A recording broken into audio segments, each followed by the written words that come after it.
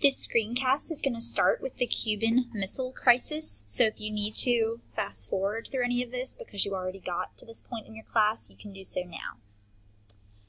So I want to introduce the new leader of the Soviet Union, who is pictured on the top left corner of this slide.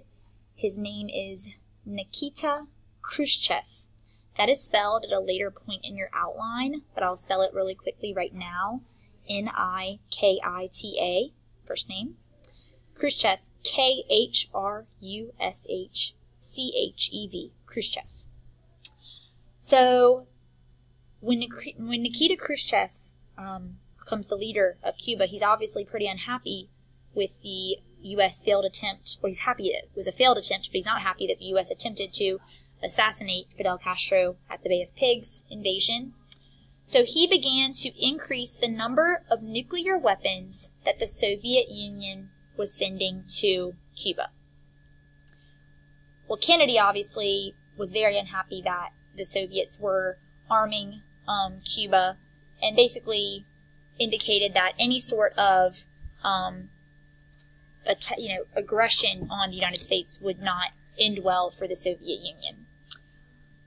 So the Americans come to learn that there were several Soviet missile bases in Cuba, with some missiles aimed at the United States. And that obviously is very scary information, because technically Cuba is now armed to be able to attack us, but we know that it is with Soviet weapons. So Kennedy is going to announce this to the nation, just to prepare the nation that we are kind of in this tense situation with Cuba, and more specifically the Soviet Union, since it's their weapons.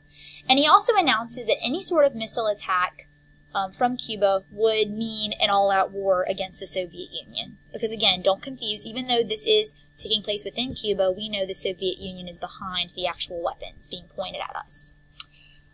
Then we come to learn that there is a Soviet ship headed towards Cuba with even more nuclear weapons. Kennedy decides to send the U.S. Navy to all Cuban ports to essentially create a blockade, preventing this Soviet ship from being able to access Cuba's harbors. This is a very tense situation where we are basically staring eye in eye with the Soviet Union, them having weapons they are trying to deliver to Cuba, us trying to prevent it. This is probably the apex of the epitome of the Cold War, because this is the most intense things had ever gotten at this point. After a couple of days, there were some negotiations between the two leaders, Khrushchev and Kennedy, and Khrushchev offered to remove the missiles in Cuba if we promised we would not attempt to invade Cuba again. And we would also agree to remove missiles that we actually had in the country of Turkey that was also kind of close to the Soviet region. So we weren't Soviet Union wasn't the only ones guilty of this action.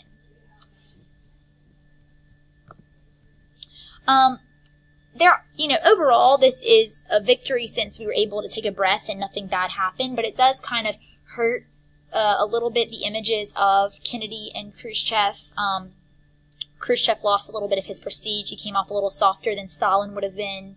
And Kennedy actually was criticized by some, saying he was practicing brinkmanship, which he so criticized. You put us in a position of being in direct, conflict of war almost, being on the brink of war, so you're, practicing what you preach against. But overall, people are just happy that this didn't last,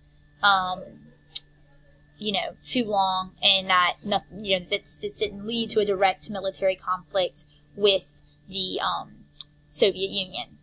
In effect, Castro ends up kind of cutting off ties with the U.S. completely, banning all flights to and from Miami. So this is why there kind of becomes a prevention of Cubans from being able to come make connections with their families they had in the States. And that shows that at this time. All right, we're now going to talk about the Berlin Wall, which y'all know I get very excited about. So in the early 60s, Berlin had become a city of great turmoil. It's been a while since the airlift happened, and you have millions of East Berliners fleeing East Berlin into West Berlin because they're trying to escape communist rule. And this weakens communism. This weakens the economy in East Germany. This weakens the economy. It weakens communism in East Germany. It also makes East Germany look like a failure of a government. And so in order to stop the East Berliners from leaving, Khrushchev will order the building and construction of a wall. A concrete wall that would be topped with barbed wire to basically cut the city of Berlin in half and prevent any East Berliners from leaving East Berlin and fleeing into West Berlin. The wall became a symbol of really great oppression. You have the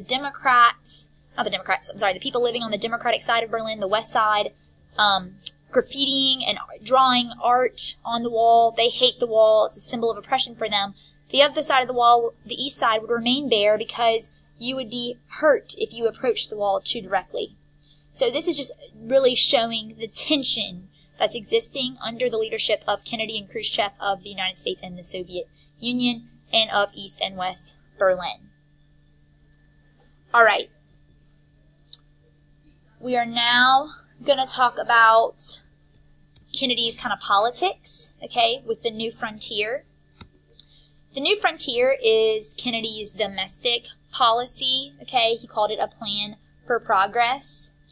Within the New Frontier, Kennedy wanted to provide medical care for the aged, rebuild kind of deteriorating urban areas, help with education. He had this whole package, but his New Frontier just didn't have enough votes to really see a lot of legislation pass through. So this just kind of shows that while people are interested in Kennedy and did initially they do have some of his support and hope and trust, at the end they're not yet fully trusting of his policies and his politics, okay? For a time, the U.S. started having a bit of an economic recession, and Kennedy was forced to turn to deficit spending to be able to try to get our economy back up and running, where the U.S. economy is spending more money than it's collecting to kind of boost the American economy. So the government is spending more money to boost the people's economy. So within this, Congress approved a package that increased the minimum wage and extended unemployment and provided assistance to cities that did have high unemployment rates. So we do see Kennedy kind of doing some very similar like New Deal, FDR, deficit spending measures. Kennedy was also concerned about trying to address problems with poverty abroad, like outside of the United States. So he is going to create an organization that is pretty well known called the Peace Corps. And the Peace Corps was a program of volunteer assistance to developing nations of Asia, Africa, and Latin America. And essentially within the Peace Corps, people would work as advisors, teachers, healthcare aides, and just do whatever type of work the countries in the specific country needed. Really, the people in the specific country needed. Another group that he is going to create is the Alliance for Progress, which is actually very similar to the Peace Corps, offering not just like economic assistance, but technical assistance, but specifically to Latin American countries, okay?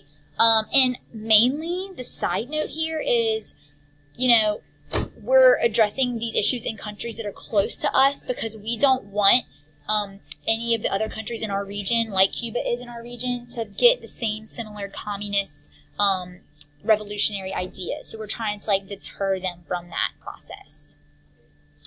All right, and the race to the moon. In 1961, the Soviet Union was able to send the first human into space, and that is Yuri Gagarin, as spelled on the screen. And Kennedy, we're still in the space race. Kennedy sees this as a challenge, of course, and he will basically declare that the U.S. will become the first country to send a man to the moon. And things kind of go back and forth between the two countries, but 8 years later, in 1969, the U.S. would achieve this goal of landing a man on the moon, and that is, of course, Neil Armstrong, who gives that famous speech, that's one small step for man, one giant leap for mankind. Notice this is like several years later, and even though Kennedy's the man to kind of promote this idea, unfortunately, he will not live to see it actually happen. As you know, he is assassinated, and that's what the last thing we're going to talk about today. So, in the late year of 1963, later in the year of 1963, as he was approaching his re-election year, which would have been 64, some polls showed that Kennedy was losing popularity in the South because of his stance on civil rights. He's a Democrat, but the Southern Democrats are not very supportive of civil rights. So he starts this tour to start basically meeting with the Democratic Party in different states in the South to try to work out some of their differences. And he starts with the state of Texas's Democratic Party headquarters in Dallas.